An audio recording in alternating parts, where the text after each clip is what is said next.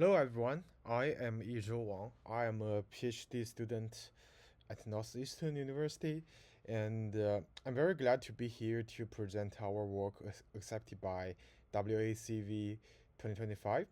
And this work is entitled Towards Zero-Shot 3D Anomaly Localization. And this is joint work with Kuan-Chuan Peng from Mitsubishi Electric Research Laboratories and Yun Fu from Northeastern University, who is my advisor. So, the motivation of the task introduced in this paper is, firstly, the task is about 3D anomaly detection. So the motivation of the task is that classic 3D anomaly detection or localization methods mainly focus on the settings that the testing data, which contain both normal data samples and abnormal data samples, are from the same class and the same domain as training data. So, for example, in this example shown here, the training data and testing data all from class bagel, and so usually we have a lot of classes, but the training and testing are corresponding. So so their distribution are quite similar, and the target is to just design models that are trained on the specific class and then test on the same class. However, in real-world industrial 3D anomaly detection and localization applications, the anomaly-free training data for 3D objects of some specific classes are costly to collect, and also 3D data are usually expensive to train. So, to this end, we propose a new 3D anomaly detection and localization setting, which is zero-shot 3D anomaly detection and localization, which refrain practitioners from training models for each class separately. Specifically, during training, we have one class, which are all normal data points.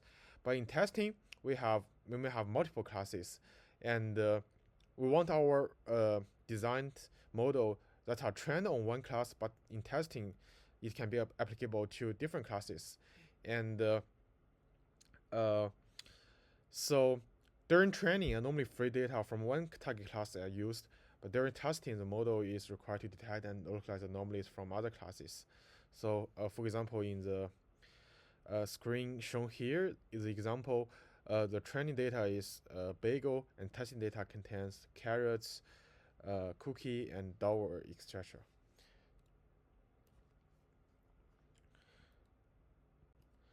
So, to solve this challenging problem, since the training data and testing data are from different distribution and different classes, we propose a contrastive learning-based framework to solve this zero-shot 3D anomaly localization task. So the framework is shown here. It mainly consists of 4 parts: normal feature extraction, learning discriminative 3D representations, 3D normalcy classifier, and anomaly score design. So for normal feature extraction, given a sample which we have both RGB image and a 3D point cloud in hand. For RGB image, we first do the RGB feature extractor to extract features using a pre-trained ResNet50 network, and then do petrify to get patch features. And for the point cloud, we use 3 branches to extract features. First branch is handcrafted FPFH extraction, and we do petrify to collect patch features. And second branch is we first do petrify to the point cloud, and then we use 3D feature extractor network, which is E-theta here, to extract the learned features.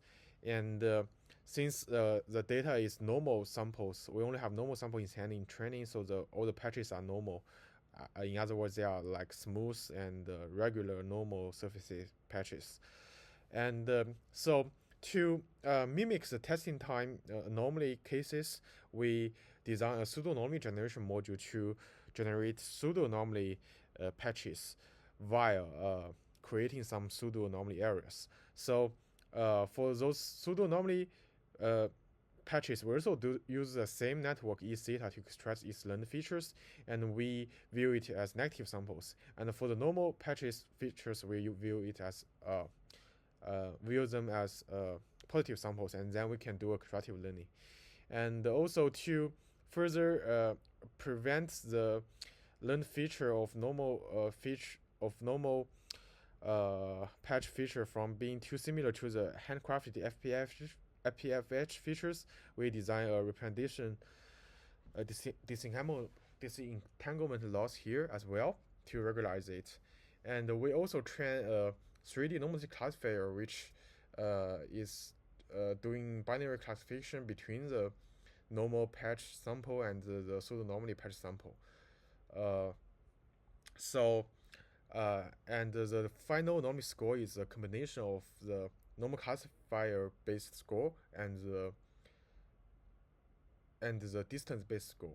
So the distance based score is just we can apply the trend 3D feature extractor network E theta to the sample and extract features and calculate distance between the extracted feature of the testing sample between and the training data. The training data feature sample is collected using a memory bank form. So it's basically the collection of the concatenation of the RGB feature, PFH feature, and the 3D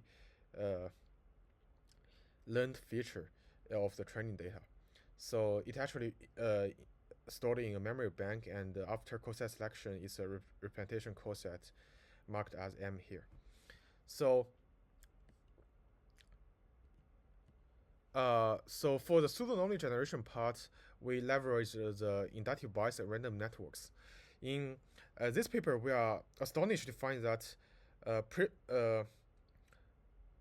the random networks have the or more specifically, the 2D random networks also have inductive bias on 3D data as well. So previously, we have phenomenon that 2D random networks have inductive bias, which means it has some bias towards the high activation errors correspond to some interesting places in the 2D images. But we also find that it can also highlight some places like the anomaly parts in the 3D point cloud data when we apply a pre-trained 2D network to the ordered 3D point cloud. And we use that to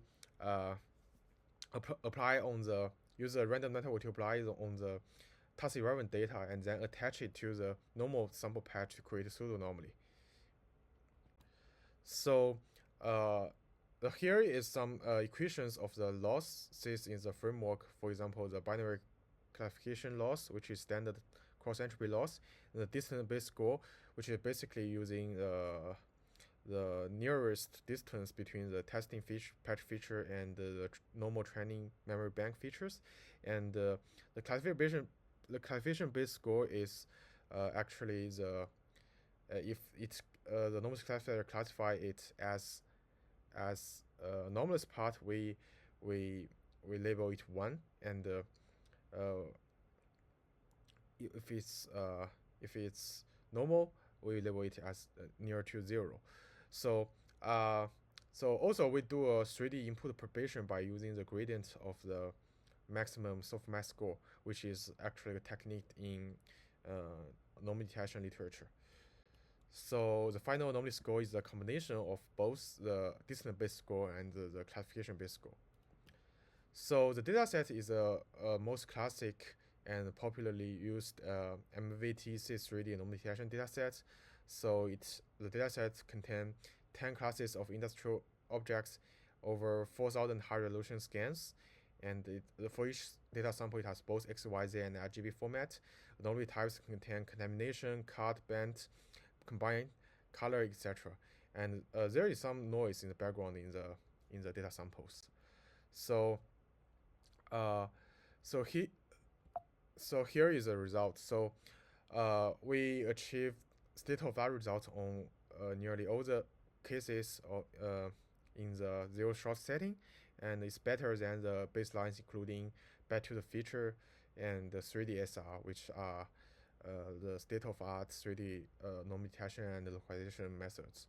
So the ablation study we conduct on the components of our method to show its effectiveness, and we also conduct ablation on the pseudo-anomaly generation type, and we find that adding points and removing points both contribute to the performance.